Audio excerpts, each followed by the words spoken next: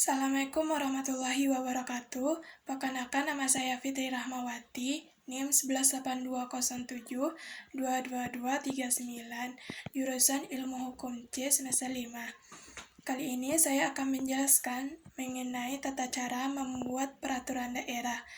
Video ini saya buat untuk memenuhi ujian akhir semester saya dalam mata kuliah Legal Drafting dengan dosen pengampu Bu Helen Lasfitriani SHMH.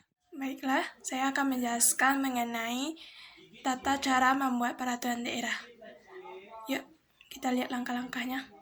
Dalam membuat sebuah peraturan perundang-undang itu terdiri dari yang pertama judul, yang kedua pembukaan, yang ketiga isi, yang keempat penutup. Yang pertama, judul dibuat dengan huruf besar dan diletakkan di tengah-tengah kertas.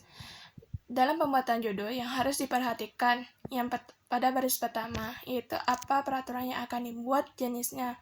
Seperti contoh, Undang-Undang Republik Indonesia, atau Peraturan Daerah Kota Pekanbaru, atau Peraturan Daerah Provinsi Riau, atau Peraturan Pemerintah Republik Indonesia, atau Keputusan Presiden Republik Indonesia. Kemudian pada baris kedua, yaitu nomor, seperti nomor sekian, tahun sekian.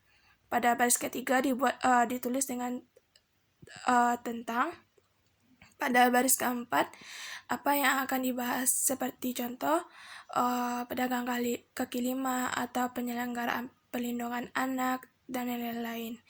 Seperti yang telah saya berikan contohnya pada gambar di samping ini yang saya lingkari merah, yaitu yang saya lingkari merah itu judul, contoh judul yang saya ambil, seperti saya ambil mengenai peraturan daerah Kabupaten Labuhan Batu. Nomor peraturannya yaitu nomor 5 tahun 2015 tentang yaitu pada baris keempatnya itu penyelenggaraan perlindungan anak. Maka seperti itulah tata cara pembuatan judul dalam peraturan perundang-undangan atau peraturan daerah. Yang kedua, pembukaan. Pembukaan yaitu yang tadi dari sesudah judul, yaitu frase. Yang pertama, sudah frase, jabatan, sesudah jabatan, konsideran, sesudah konsideran, dasar hukum, sesudah dasar hukum, diktum. Selanjutnya sesudah judul yaitu frase. Apa itu frase? Frase adalah gabungan kata-kata. Yang mana gabungan kata-kata itu? Yaitu seperti yang saya lingkari pada gambar ini. Yaitu dengan kata, dengan rahmat Tuhan Yang Maha Esa. Bagaimana pembuatan frase? Frase dibuat dengan huruf besar dan diletakkan di tengah-tengah sesudah judul. Kemudian sesudah frase ada jabatan. Apa itu jabatan? Jabatan adalah pembuat peraturan perundang-undang. Di sini kita perhatikan dalam pembuatan jabatan di sini disesuaikan dengan jenis peraturan yang kita buat. Misalnya kita membuat Undang-Undang Republik Indonesia, maka jabatan tertulis di sana adalah Presiden RI. Kalau kita membuat Perda Kota Pekanbaru, maka jabatan tertulis di sana adalah Wali Kota Pekanbaru. Di sini dapat kita lihat, saya ambil contoh pada peraturan daerah Kabupaten Labuhan Batu. Maka jabatan di sini adalah Bupati Labuhan Batu. Maka begitulah pembuatan jabatan pada peraturan perundang-undangan atau perda. Kemudian sesudah jabatan ada menimbang atau konsideran. Apa itu menimbang? Adalah latar belakang munculnya peraturan ini, yaitu yang terdapat di dalam menimbang ini yaitu ada pertimbangan sosiologis, yuridis, dan filosofis. Bagaimana cara kita membuat menimbang atau konsideran ini? Yaitu kita buat kata menimbang, M-nya besar, selebihnya kecil, menimbang, titik 2, A bahwa, B bahwa, C bahwa, D bahwa, dan seterusnya. Yang terpenting di dalam menimbang ini ada pertimbangan sosiologis, yuridis, dan filosofisnya.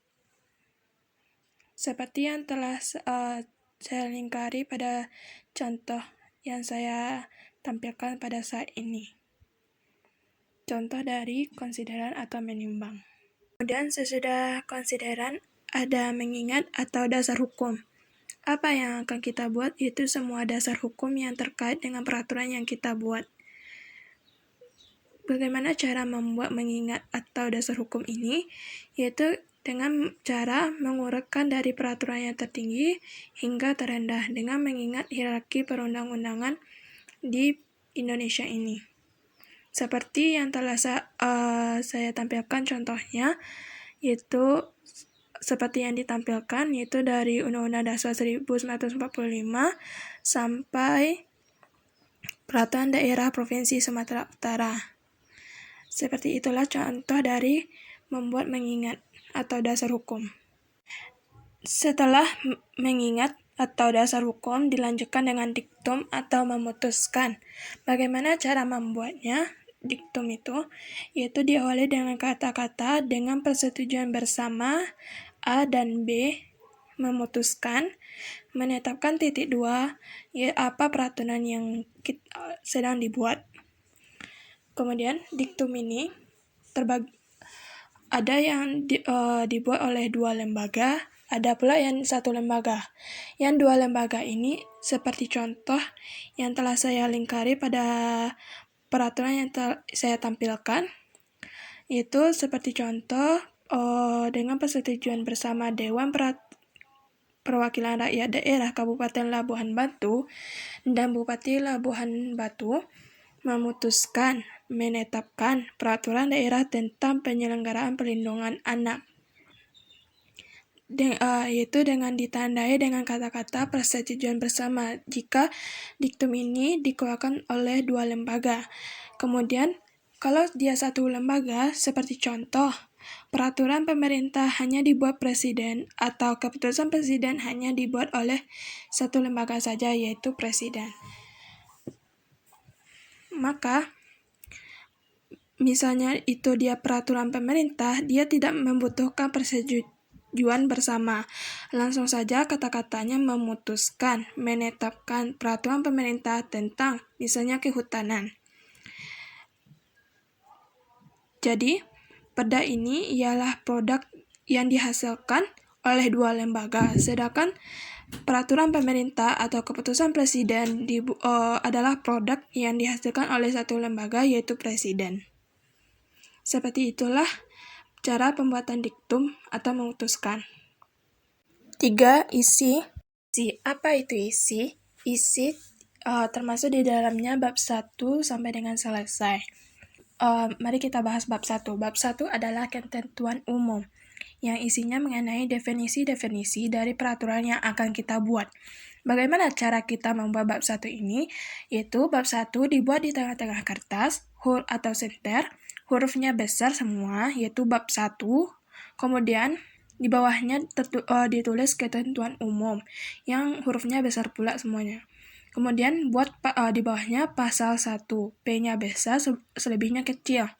Kemudian yang pada pasal 1 ini selalu diawali dengan kata-kata dalam peraturan daerah ini yang dimaksud dengan 1, 2, 3, dan seterusnya. Jika dia undang-undang, tinggal diubah dengan kata-kata dalam undang-undang ini yang dimaksud dengan titik 2, 1, 2, 3, dan seterusnya. Pada ketentuan ini sangatlah banyak definisinya sangat banyak sampai puluhan gitu. Sebagai contoh, pada contoh yang saya berikan saat ini nih, hingga sampai definisinya itu sampai 28 gitu, sesuai dengan kebutuhan dan peraturan yang kita bahas atau kita buat. Kemudian kita masuk kepada bab 2. Bab 2 adalah azas dan tujuan atau fungsi dan tujuan, atau azas, tujuan, lingkungan, ruang lingkup, tergantung apa yang kita bahas. Kemudian, apa itu azas? Azas adalah nilai-nilai yang berkaitan dengan pembahasan kita. Kemudian, apa itu tujuan? Tujuan adalah tujuan dari kita membuat peraturan itu tadi. Kemudian, apa itu ruang lingkup? Adalah pembahasan-pembahasan yang akan kita bahas dalam peraturan kita yang akan kita buat. Sehingga pada bab 2 ini menjadi terbagi-bagi menjadi bagian ke-1, bagian kedua, bagian ketiga, dan seterusnya.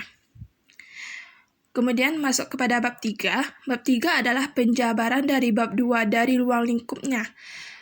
Nanti bab 3 yang akan berbicara tentang misalnya pada ruang lingkup yang A-nya yaitu hak dan kewajiban anak. Maka pada bab 3 ini menjawab mengenai hak dan kewajiban anak gitu. Kemudian bab 4 dan seterusnya sampai pembahasan ruang lingkup ini habis, sampai pembiayaan itu akan bab 4 dan seterusnya itu menjadi